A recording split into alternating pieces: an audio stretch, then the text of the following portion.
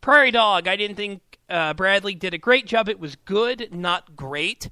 You know, I can see where people would say that, but the fact that I had seen him or heard him in Guardians of the Galaxy versus how he portrayed Chris Kyle and the characterization of how Chris Kyle was, it was very, very similar.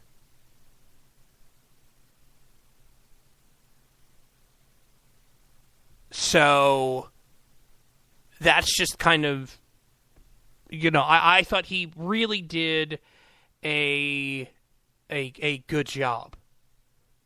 Mariah in the chat room. It couldn't possibly have been worse than the Atlas Shrugged movies. Yeah. Although I did I liked the messages of the Atlas Shrugged movies. I wasn't that impressed with how they were. With how they came out with. How they turned out. Could have been a lot better. Really could have. The other thing that I found interesting, and I'm reading this article that I just found from D Magazine. When this was done in April of last year, I only just found it. And there's one scene where they describe it, where it tells this story or this legend, and I'll read this, and then we'll go to break. This is by Michael Mooney. There's a story about Chris Kyle on a cold January morning in 2010. He pulled into a gas station somewhere along Highway 67 south of Dallas. He was driving in his supercharged black Ford F-350, and two guys approached him with pistols and demanded his money and the keys to his truck. With his hands in the air, he sized up which man seemed most confident with the gun. He told robbers that he just needed time to reach back into his truck to get the keys. He turned around, reached under his winter coat, pulled out his Colt 1911, fired 2 shots under his left armpit, hitting the first man twice in the chest, and then he fired 2 more times, hitting the second man twice in the chest. Both fell dead. Kyle leaned on his truck and waited for police. This is the part that really makes me almost laugh about it. When they arrived, police detained him while they read his driver's license. But instead of his name, address, and date of birth, what came up was a phone number at the Department of Defense. At the other end of the line was someone who explained that the police were in the presence of one of the most skilled fighters in U.S. military history. That's gotta be...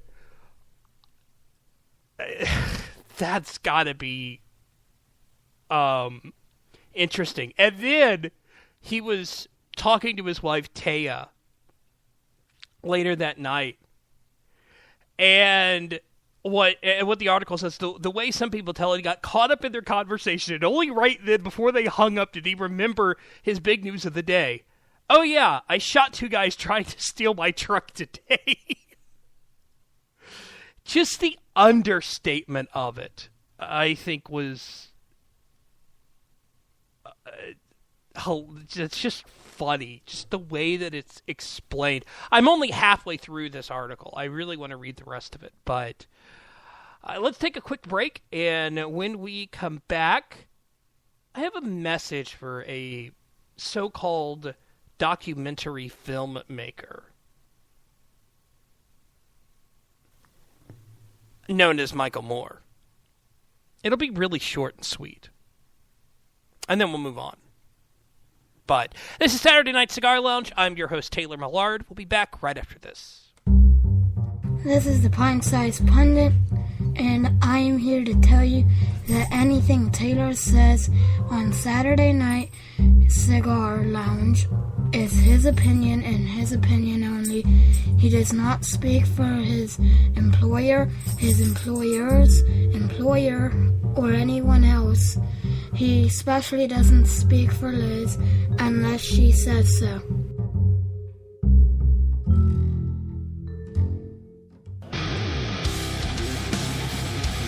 Hi, this is Jazz Shaw. Be sure to join Doug Mataconis and me at 9 p.m. Eastern on Thursdays for Glitter Nerds Radio, here on Vigilant Liberty Radio. It's not as much about the politics as the people behind the politics. That's Glitter Nerds Radio, Thursdays at 9 Eastern on Vigilant Liberty Radio. Hi, this is Jason Dibbler, co-host of Q with a View, heard every Tuesday night at 9 p.m. Eastern Time on FTR Radio. Right now, FTR needs your help in making the jump into the 21st century through some long-needed equipment upgrades. This is where you, the great and loyal listeners of Great Conservative Talk Radio, can really lend a hand. Visit GoFundMe.com/helpupgradeFTR right now. Your assistance, no matter how small, will help to ensure that FTR can continue to offer some of the best conservative radio on the interwebs. Your donation of $50 gets you up to 60 seconds of airtime on FTR radio 4 times. For $100, your ad will run 10 times, or if you don't want to run an ad, you can have 30 minutes of FTR airtime to talk about anything you want. There are other thank yous for other levels of giving as well, but those are some pretty great offers. We hope you'll consider making a small donation to help keep quality conservative talk radio alive and thriving on the internet. Visit GoFundMe.com/helpupgradeFTR today. Thank you.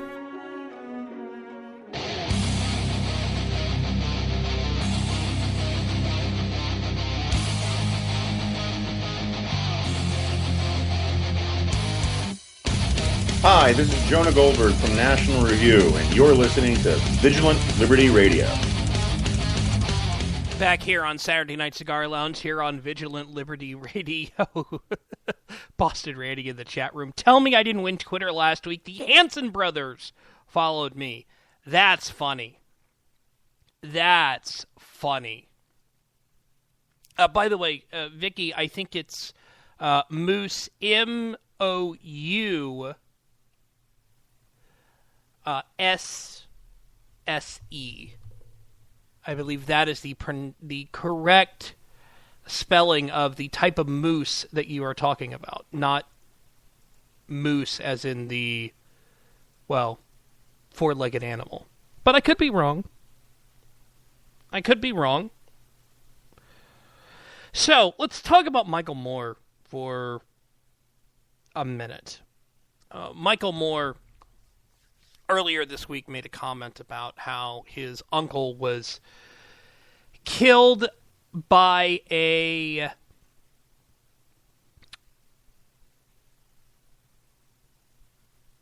moose and squirrel. Exactly, Chad.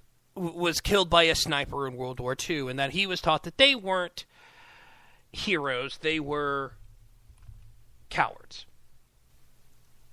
And then he came back when everybody obviously was sitting there going, well, this is obvious that he's taking a shot at American Sniper Chris Kyle. He said, I never tweeted one word about American Sniper Chris Kyle. I said, my uncle killed by a sniper in World War II. Only cowards would do that to him, others. So people want me to tweet something about American Sniper. Great acting, powerful message. Sad ending. And yeah, it is a very sad ending.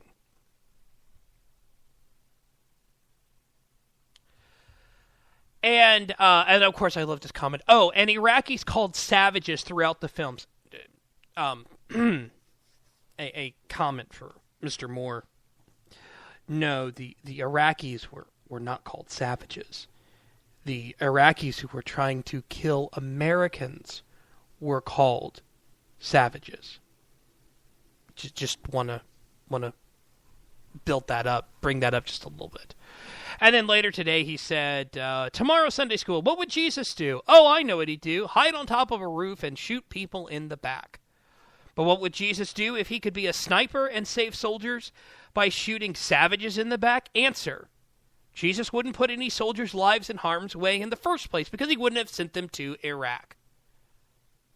Sunday School source, Pope John Paul II. The Iraq War, invading Iraq is not a just war. He and the current Pope oppose this immoral world. Instead of being, and then I love this part, instead of being a sniper to protect our troops, I tried to save their lives by stopping Bush from sending them to their deaths in Iraq. In the early days of the war, I took soldiers, vets, and their families on a 60-city tour, seen here in Slacker Uprising. Okay. A message to Michael Moore.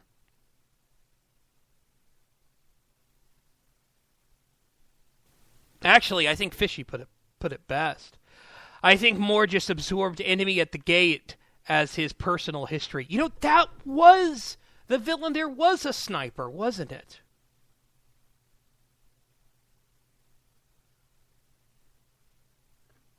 That's a good point. But in all seriousness, to Michael Moore, look, I get it. You aren't in favor of the Iraq War. Under the justification in 2002 and 2003 that was used by the Bush administration and had previously been used by the Clinton administration in 1998, the U.S. was justified in going to war in Iraq. Does it mean they should have? No, it doesn't. Does it mean that snipers who are also reconnaissance and make sure that the soldiers who they are protecting are cowards? No. It doesn't. And if you look at what Chris Kyle did, it wasn't just as a sniper. Now, again, this is based on what I saw in the movie. But he wasn't just a sniper. I also want to read a quote from Chris Kyle, where he said this: "You don't think of the people you kill as people. They're just targets. You can't think of them as people with families and jobs. They rule by putting terror in the hearts of innocent people. The things they would do, beheadings, dragging Americans through the streets alive, the things they would do to little boys and women just to keep them terrified and quiet, that part is easy. I don't have any regrets about that."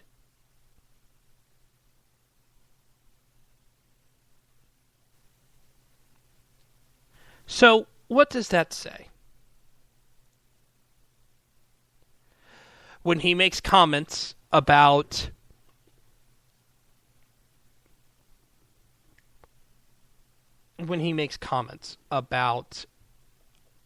what troops do and his guesses as to how they act, he needs to shut up. Boston Randy added 2 words to it. But since we try to be family radio, I won't use the language that he used. But I would probably use the same words too. Chad said Moore is a filmmaker, not a documentarist. And let that be an insult to filmmakers everywhere. I find that funny. The other thing that needs to be pointed out before we go to break, and coming up next you will hear my conversation with Matt Lewis. Okay, you know something, Fishy? I will give you this. No, I don't want him to shut up. No, okay, you know something? Because he makes himself ridiculous and he keeps digging himself in a hole and in a hole and in a hole and is losing his credibility. Okay, I get it. But